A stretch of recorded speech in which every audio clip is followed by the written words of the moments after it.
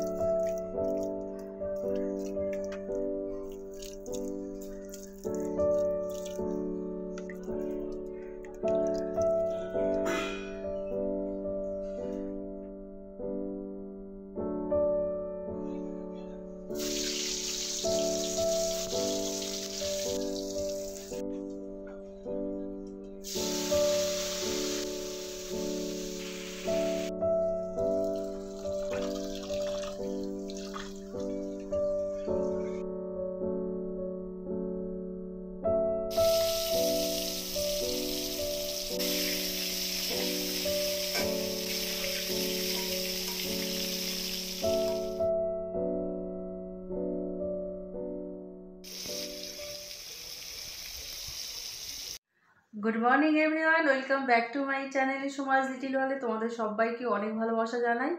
আর আজকে দিনটা হচ্ছে বৃহস্পতিবার, তার সাথে একটা খুব ভালো দিন, আজকে হচ্ছে বৌদ্ধ পূর্ণিমা। তাই ঠিক করেছি আজকে আমি সত্যনারায়ণের পুজো দেবো। তা অনেক দিন থেকে ভাবছিলাম যে পূর্ণিমাতে পুজো দেবো, নারায়ণ পুজো, তো দেওয়া হয়ে উঠছিল না, কোনো না কোনো কারণে বাধা পড়ে যাচ্ছিল। তো আজ ঠিক করেছি পুজো দেবো। আর গতকাল এই যে বনু এসছে রাত্রিবেলাতে, ও একাই এসছে, ছেলে আসেনি। ছেলের পড়াশোনার ভীষণ চাপ বেড়ে গেছে, ক্লাস 9-এ উঠে গেছে, তো ও আসেনি। আর একটু বাদে ওর বর আসবে, মানে আমার বোনের বর আসবে। ঠিক আছে, তো সারাদিনে আজকে কি করছি না করছি তোমরা আমার ব্লগটা দেখতে থাকো। আশা করি আজকে ব্লগটা তোমাদের ভালো লাগবে। তো চলো কথা না বাড়িয়ে ব্লগটা শুরু করে দিই। আর বোন এখানে পুজোর আয়োজন করছে, আর আমি আজকে ঘরের পুজো দিয়ে নেবো, যেহেতু বৃহস্পতিবার লক্ষ্মী মায়ের ঘটও বসাতে হবে। আর আজ আমরা দু বোনেই কিন্তু শাড়ি পরে নিয়েছি। আগেই ঠিক করে রেখেছিলাম যে আজকে পুজোতে নাইটি পরে কাজ করব না, শাড়ি পরেই করবো দু বোনে। বোন বলেছিল না দিদি চল নাইটি পরেই করি, এত গরম। ও দুটো নতুন নাইটিও নিয়ে এসেছিলো, একটা ওর আর একটা আমার। তো আমি বললাম না, নাইটি পরে পরে সবসময় পুজোর কাজ করতে ভালো লাগে না, দেখতেও ভালো লাগে না। তো চল আজকে আমরা দুটো সুন্দর করে শাড়ি পরে সেজে গুজে পুজোর কাজ করি। আর একটা কথা কি বলো তো বন্ধুরা, বোন এমনি যখন আসতো মাঝে মধ্যে, তখন আমার শরীরটা খুব খারাপ হয়েছিল, তখন ও এসেছিলো ছেলেকে ছেড়ে। তো এখন ছেলেকে নিয়ে আসেনি, তো একটু হলেও খুব খারাপ লাগছে। আর মনা কিন্তু এখানে আজকে রান্না করেছে, মনার আজকে ক্লাসটা লেটে ছিল বলে ও আজকে এই আলুর দমটা রান্না করেছে। দেখতে দেখেছো কি সুন্দর হয়েছে, খুব ভালো হয়েছিল খেতে। তো বোনের প্রায় পুজোর আয়োজন, মানে পুজোর কাজ অনেকটা প্রায় হয়েই গেছে। ফল টল বানানো, নৈবেদ্য সাজানো ওর অনেকটা হয়েই গেছে।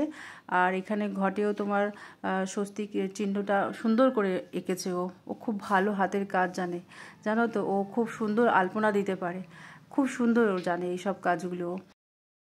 আর আমাদের দু বোনকে কেমন লাগছে শাড়ি পরে পুজোর কাজ করছি যে তোমরা কমেন্টে কিন্তু অবশ্যই জানাবে।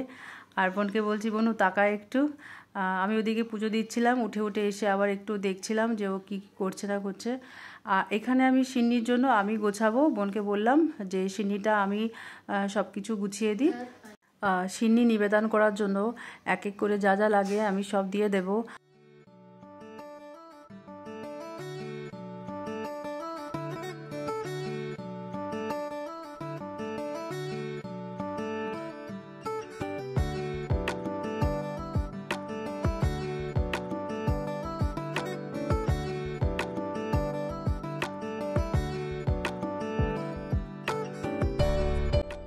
আর আমাদের গোছানো হয়ে গেছে কমপ্লিট।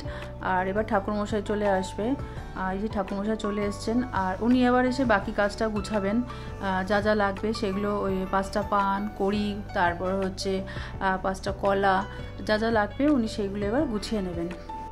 আর আমি নারায়ণ পুজো দেবো অনেক দিন ধরে ভাবছিলাম দেবো কিন্তু না, দিয়ে উঠতে পারছিলাম না, খালি একটা না একটা বাধাই আসছিল। একবার দেবো ভেবেছিলাম, তো সেবারও বাধা আসলো বলে আর দিতে পারলাম না।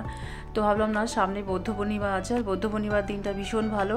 তো বোনকে বলে রেখেছিলাম, আর বোনেরও আজকে একটু ডাক্তার দেখানোর ব্যাপার আছে, তাই জন্য ও বললো ঠিক আছে দিদি, তুই চিন্তা করিস না, অরি হয়তো যাবে না, কিন্তু আমি ঠিক চলে যাব, তুই চিন্তা করিস না, আমি গিয়ে তোর সব পুজোর কাজ টাজ করে দেবো। আর পুজোতে সবসময় লোকজন থাকলেই বেশি ভালো লাগে। তো কি করা যাবে বলো, বাবা মাও তো আসতে পারে না সবসময়, তাদেরও বয়স হয়েছে। আর যেহেতু বললাম তোমাদেরকে যে বোনের ছেলেটার এরকম পড়া চাপ, খুব ক্লাস 9-এ উঠে গেছে বলে, তো ঠিক আছে চলো, পুজোটা তো ভালোভাবে হোক আমার, কেননা এই পুজোটা দেওয়ার জন্য আমি অনেক দিন থেকে অপেক্ষা ছিলাম। আর আজকে সত্যি খুব ভালো একটা দিন বলে আর 7-5 কিছু না ভেবেই আমি পুজোটা দিয়ে দিলাম। তো ওদিকে আবার মনার ক্লাস শুরু হয়ে গেছে, ও আর পুজোর সামনে আসতে পারলো না। আর ওর দিদি আসেনি বলে ওর বোনও মানে আমার ছোটো মেয়েও বসলো না। তো যাই হোক, আমি আর বোন বসলাম, আর ওর বাবা মানে আমার বর আবার নিচতলায় পুজো দিচ্ছে। তো আমার বাড়িতে অনেক ঠাকুর আছে, আমি যদি কখনো হোম ট্যুর করি তো তখন তোমরা সব দেখতেই পাবে। আর এই যে ও চলে এসছে, ওর নিচের পুজো হয়ে গেছে, ও চলে এসছে, আমি বললাম এবার বসো, আর এখন আর উঠো না। তো ব্যাস, পুজো শুরু হয়ে গেছে। আর এই ঠাকুরমশাই আমাদের অনেক দিনের পুরনো, উনি খুব ভালো পুজো করেন, তো সবসময় ওনাকে দিয়েই আমরা 12 মাসের পুজোটা করাই। এবার আমরা অঞ্জলি দেব। আর অঞ্জলি দেওয়ার সময় না একদম মানে মনটা স্থির করে নিই, যাতে উচ্চারণগুলো একটু ক্লিয়ার করে বলতে পারি। তাই ঠাকুরমশাইকে বলি সবসময়তেই যে একটু আস্তে আস্তে করে বলুন দাদা, যাতে উচ্চারণগুলো সব ঠিকঠাক পরিষ্কার করে যাতে অঞ্জলিটা দিতে পারি।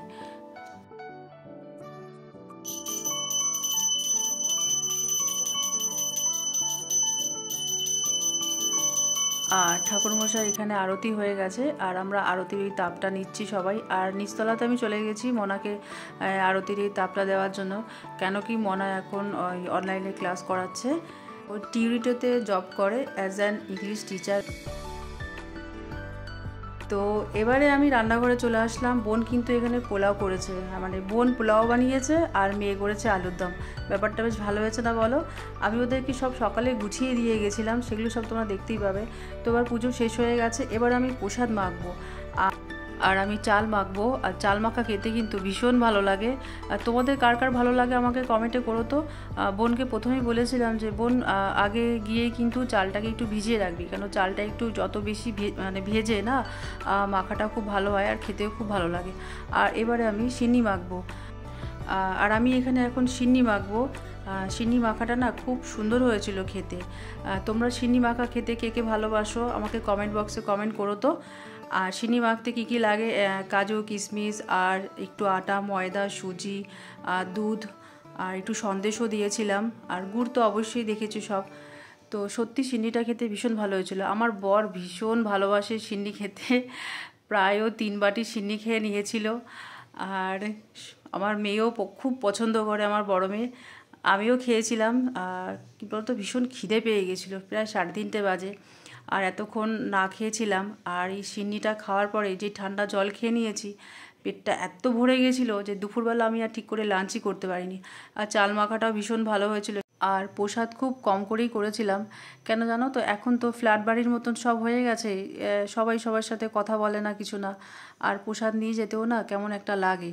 কিন্তু আমার বোন যেখানে থাকে দত্তপুকুর, ওদের ওইখানে বেশ খুব সুন্দর, মানে প্রসাদ মেখে ওরা সবার বাড়ি বাড়িতে নিয়ে যায়, দেয়, ভীষণ ভালোও লাগে ব্যাপারটা। কথায় আছে না যে প্রসাদ যত বেশি বিলোনো যায় তত ভালো, কিন্তু কি করব বন্ধুরা, মানে ইচ্ছে করলেও মন চাইলেও সেটা পারি না।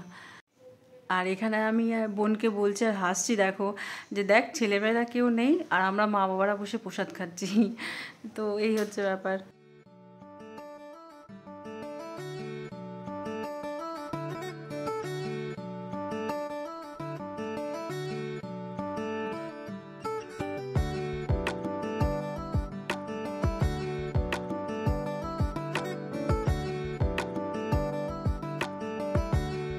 আর তোমাদের একবার রান্নাগুলো দেখিয়ে দিই। এই যে পনির দিয়ে আলুর দম করেছে মেয়ে, আর এই যে বোন বানিয়েছে পোলাও।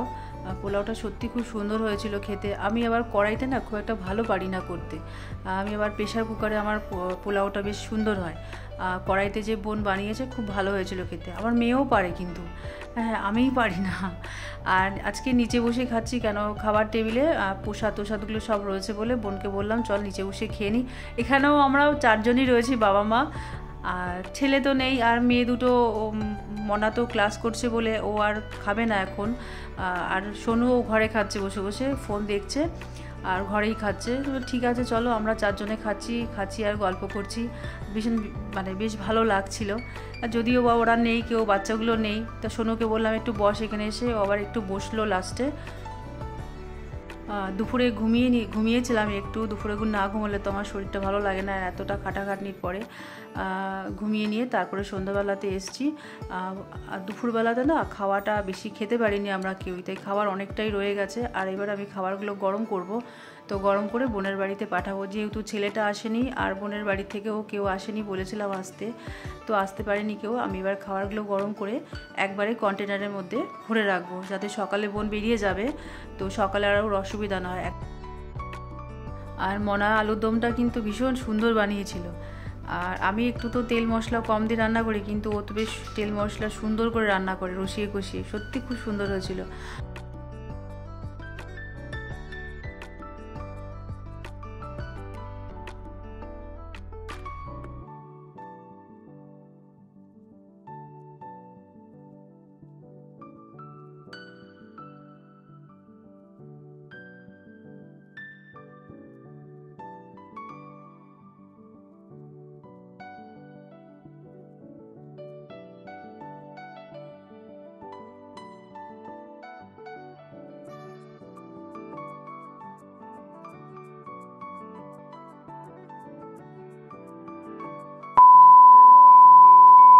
আর এই যে পরের দিন সকালে বোন আর বোনের বর চলে যাচ্ছে ওরা। বোন আর অসীমকে জোর করে দুটো ভাত খাইয়ে দিয়েছি, কারণ কি এখন অসীম অফিস চলে যাবে। আর ও যেহেতু ওর একটু সুগার ধরা পড়েছে, সেই কারণে ও একবারই ভাত খায়, তাই সকালে এখন ভাত খাবে, আবার ও কাল গিয়ে খাবে। তো দুপুরে ক্যান্টিনে, অফিসের ক্যান্টিনে ও রুটি পরোটা খেয়ে নেয়, আর রাত্রে বোন ডালিয়া বানাবে। তো ওকে জোর করে ও খেতে চায় না সকালে অফিস যাওয়ার সময়, তো জোর করে আমি একটু ওকে ভাত খাইয়ে দিলাম। তো এই যে টাটা করছে। তো ব্লগটা এখানেই এন্ড করে দিচ্ছি, দেখা হচ্ছে আবার নতুন একটা ব্লগের সাথে, নতুন একটা দিনের সাথে। ব্লগটা যদি আমার ভালো লাগে অবশ্যই একটা লাইক করে দিও, কমেন্ট করে দিও। সবাই ভালো থেকো, সুস্থ থেকো, টাটা।